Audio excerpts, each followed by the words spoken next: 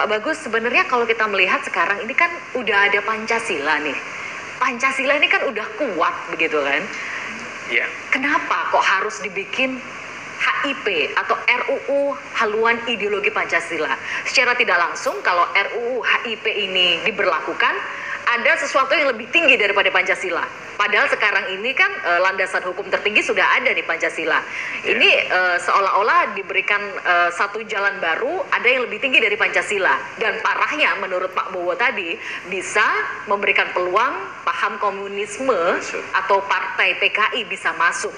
Menurut Anda perlu nggak sih sebenarnya RUU HIP ini kalau sudah ada Pancasila seperti ini?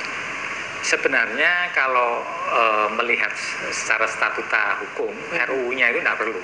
RUU-nya tidak perlu? Tidak perlu ada itu. Oke. Ya, tidak perlu ada. Dan DPR juga terlampau jauh berimajinasi untuk membuat itu. Yang perlu memberlakukan RUU HIP ini otomatis melanggar kaidah konstitusi negara. Jelas. Sudah melanggar. DPR sudah tidak ada hubungannya. Sanksinya apa Pak Bowo kalau pemerintah tetap kekeh memberlakukan RUU HIP? Ini sanksinya adalah menjadi salah satu, yaitu rakyat sendiri yang disanksi. Kenapa? Tidak ada negara mensanksi. Sanksi mana? Secara hukum tidak ada sanksi ini, tidak ada. Walaupun itu sudah jelas melanggar konstitusi tapi negara. kalau memang hukum itu ada tajam ke bawah tumbuh di atas. Itu ingat itu. Kalau sudah di atas tidak ada apa-apa. Apa masyarakat rakyat bisa apa? Masyarakat bisa apa?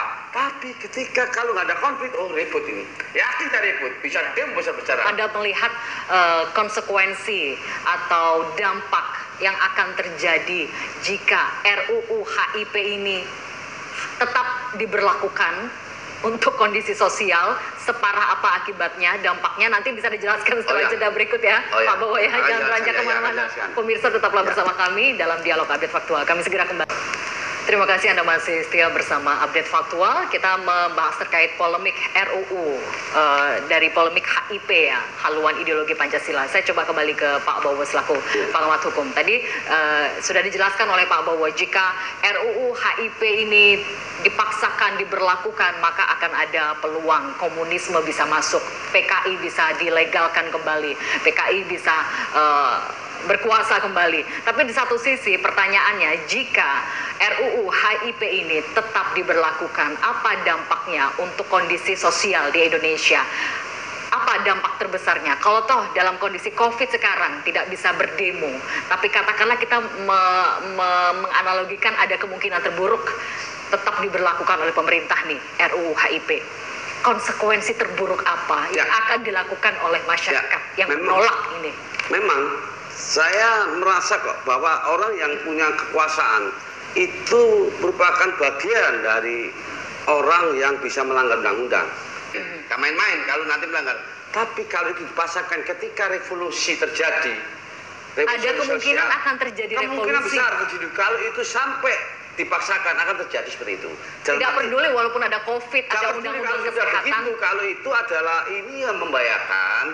Ini kita itu mayoritas muslim loh ya, main-main ya. Jangan sampai ini menggugah sesuatu yang sudah tidur, jangan. Nanti akan terjadi mau apalagi nih, gak mampu. Saya yakin keamanan baik Polri, baik TNI gak mampu. Kalau sampai keluar semua, gak akan mampu. Berani nggak? Kalau sampai Indonesia ini sampai menjadi revolusi, gak mampu. Hitungan saya ini, hitungan metodologi yang saya hitung, kalau itu sampai ini terjadi revolusi, gak mampu. Ingat loh ya. Tapi ada kemungkinan besar itu akan terjadi jika dipaksakan diberlakukan. Nah, contohnya 212 kayak gitu. Contohnya 212 ingat kayak gitu. Apa membuka sesuatu yang seperti itu? Bisa lebih parah dari itu? Bakal lebih parah lagi. Ini yang saya khawatirkan, maka hati-hati. Nah, contohnya, kalau nggak ada filternya bisa masuk. Nah, partai PKI, Partai Komunis Indonesia nggak bisa masuk karena ada filternya tadi. Karena ada RUU HIP ini tadi. Tapi di konsideran dari RUU tidak dimasukkan itu. Kalau dimasukkan itu tidak ada masalah. Tapi itu adalah merupakan satu kalau jika dimasukkan berarti ada peluang komunis balik kembali. Kalau balik kembali, ini adalah konferensi dari negara, pemerintah. Kenapa? Karena undang-undang ini sudah diketok. Ya. Yang saya garis bawahi dari statement Pak Bowo tadi adalah RUU HIP ini patut diwaspadai karena nanti akan ada gejolak sosial. Ya?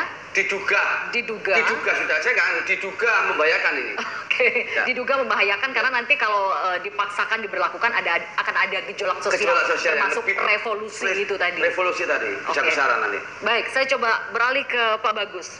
Pak Bagus, apa sih yang salah dengan haluan Pancasila saat ini sampai pemerintah bersikeras untuk memberlakukan RUU HIP? Perlu nggak sih RUU HIP ini? Ya, Pancasila udah kuat belum sih sebenarnya? Ketika GBHN itu dihapuskan oleh amandemen, ya, maka haluan negara menjadi hilang juga, kan begitu. Kita tidak tahu nih, untuk mencapai tujuan tadi, tujuan bernegara, mau mewujudkan masyarakat adil dan makmur tadi itu meraba-raba, nggak jelas akhirnya, kan begitu. Tadi saya sudah cerita tentang bahwa munculnya HIP itu bisa diduga karena berangkat dari Kongres PDI. Oke, berarti kalau pertanyaan saya, siapa sih sebenarnya yang ada di balik RUU Pancasila atau RUU HIP ini? Jawabannya adalah adanya Kongres PDIP, Partai Demokrasi agar GBHN dimasukkan dalam amandemen kelima. Oke. Ya. Cuman kan memang tidak ketemu jalan. Tidak ketemu jalan, maka dicari-cari jalan, ya. Muncullah itu RUU HIP itu tadi. Cuman munculnya lewat DPR ini menjadi masalah. Harusnya munculnya melalui? Ya, kembalikan dulu MPR sebagai lembaga tertinggi negara. Bukan lewat DPR. Bukan. Karena begini, Pancasila itu milik rakyat. Digali dari rakyat. Rakyat tidak bisa hanya diwakili oleh DPR. Tapi kalau Anda melihat RUU HIP ini apakah murni gagasan dari rakyat? Tidak. Mengapa? Karena rakyat itu yang beraspirasi non politik banyak. Kalau MPR itu ada yang aspirasi politik, aspirasi fungsi, ya, kegiatan di masyarakat dan putusan daerah, kedaerahan. Kalau ini kan hanya DPR saja, aspirasi politik saja, kepentingan politik saja. Berarti RUU HIP ini bukan gagasan dari rakyat, tapi ada unsur politik yang sengaja dibuat oleh penguasa. Mengatasnamakan rakyat. Gimana Pak Bowo? Nggak benar itu. Betul sekali, mengatasnamakan rakyat. Ternyata enggak itu contohnya. Dibohongi semua itu. DPR ini bohong semua. Kalau katakan demikian, apakah dilihat? Ini berbahaya sekali. Dia kalau buat undang-undang itu di mata dia. Kalau enggak ya silakan diamkan, itu aja. Ya toh, siapa ngalangi? Siapa nggak ada yang ngalangi? Saya buat undang-undang. Lah memang dalam hal ini adalah sepertinya Presiden Jokowi ini diberikan sesuatu menurut pandangan saya, tahu ya? Seperti dikasih duri, seperti mau diblegongkan itu, seperti mau. Maksudnya? Nanti kalau ini diketok, mesti buat perpu toh. Kalau buat perpu, jadi untuk menghantam perpu tadi tidak diberlakukan tentang HIP tadi. Tapi apa? Nah, akhirnya apa? Jokowi yang menjadi nantinya yang mengatasi kan. Seakan-akan Jokowi apapun seperti itu politis, tapi halus caranya, tidak frontal. Sebetulnya Jokowi itu mah dijagal, ya toh? Nah, contohnya kenapa dijagal? Karena Jokowi, ya terus terang aja, sebetulnya ketika saya memberikan suatu narasumber kemana-mana itu saya bukan karena saya sombong, bukan karena saya takabur atau bangga, tapi semua itu untuk rakyat. Contohnya ada BLT, ada bansos dan sebagainya. Untuk rakyat kan, uang itu untuk rakyat itu bagus. Tapi itu adalah saya punya sampaikan pada Presiden akan seperti ini. Nah, pendapat ini ternyata direalisasikan, itu saya senang. Daripada nanti ya untuk begini, nah itulah kesannya DPR itu dikarenakan sekarang DPR juga tidak ada dana. Dananya untuk rakyat itu yang menjadi persoalan. Apa ujungnya? UDD toh. Nah, ini yang menjadi pikir akhirnya buat suatu ini itu macam-macam. Tapi nantinya kalau sampai seperti ini, nanti DPR akan menjadi salah satu menjadi blacklist. Dalam arti begini, kalau sudah menjadi suatu partai komunis akan dibangkitkan lagi, berarti ada apa? Bayangkan PKI itu sampai habis, sampai akar permasalahan habis. Tapi sekarang bangkit lagi. Kalau bangkit lagi siapa yang salah? DPR. Tapi DPR nggak bisa disalahkan loh. Kalau gitu saya buat undang-undang, tapi ke Pak Jokowi. Akhirnya apa? Akhirnya dikatakan kalau nanti tidak akan ada penghalang. Nah kalau nggak ada penghalang, berarti apa? DPR tidak bisa dihalangi dikarenakan yang bisa dihalangi adalah eksekutif presiden. Pasal 5 tadi. Kalau pasal 20 ketika undang-undang sudah jadi diketok, bablas anginnya. Itu yang menjadi persoalan. Gimana tanggapannya dari Pak Bowo? PKI bisa masuk memang berkuasa lagi dengan adanya RUU HIP ini? Dugaan itu sangat kuat ya. Karena ini politis ya.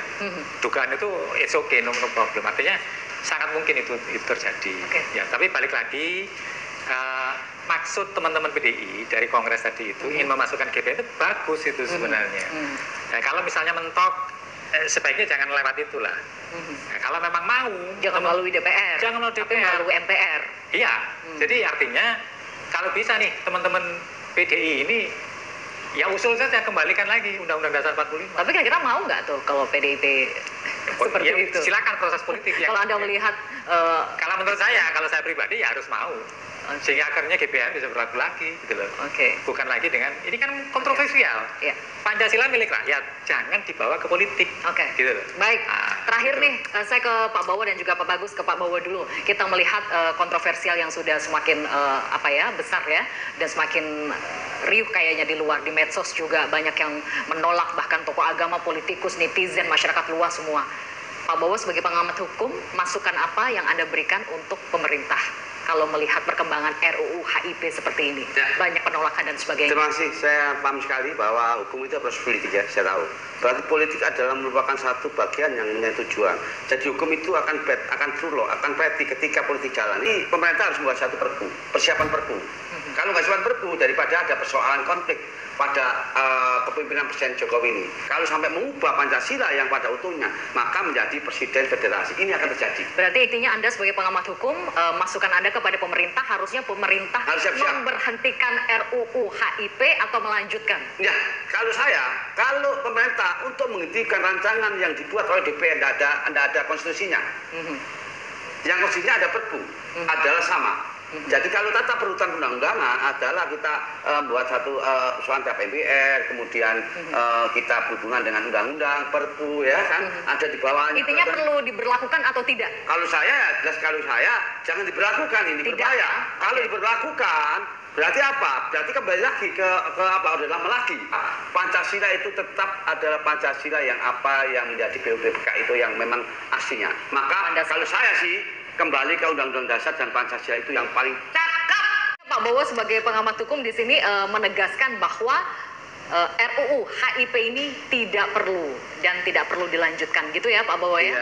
Baik, saya coba beralih ke Pak Bagus. Gimana tanggapannya, perlu atau tidak RUU HIP ini? Kalau saya mutlak tidak perlu. Tidak perlu. Mutlak nih. Tidak perlu RUU HIP. Ya, malah justru wacana ini itu bagus sebenarnya kalau dari sisi wacana ya, wacana, sehingga kita menjadi terbuka begitu.